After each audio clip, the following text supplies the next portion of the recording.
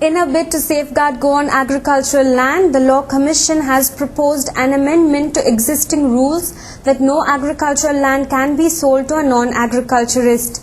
The Law Commission has drafted a special bill called Goa Real Estate Control and Development Bill 2011 and has forwarded a report to the Chief Minister with regard to laws regulating the ownership, promotion, construction, sale, management and transfer of residential and commercial buildings, flats, apartments and similar other properties.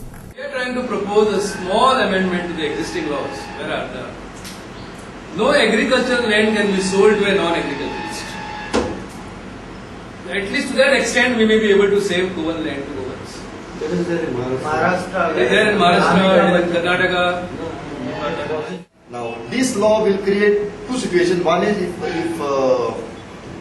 anybody violates the law, he can get his rights enforced to the civil court. He can go to the consumer court. At the same time, there are heavy punishments for those who violate the law.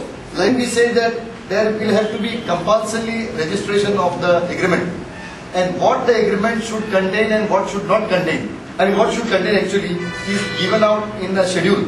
That every builder will have to give the agreement in that, not in that format, but all these entire 13 points would have to be covered in the agreement.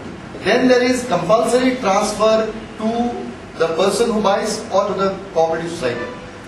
And we somehow felt that to give a boost to the cooperative societies, we have made a further recommendation to the government to bring down the registration fee to 1% and the stamp duty to 1% for cooperative society.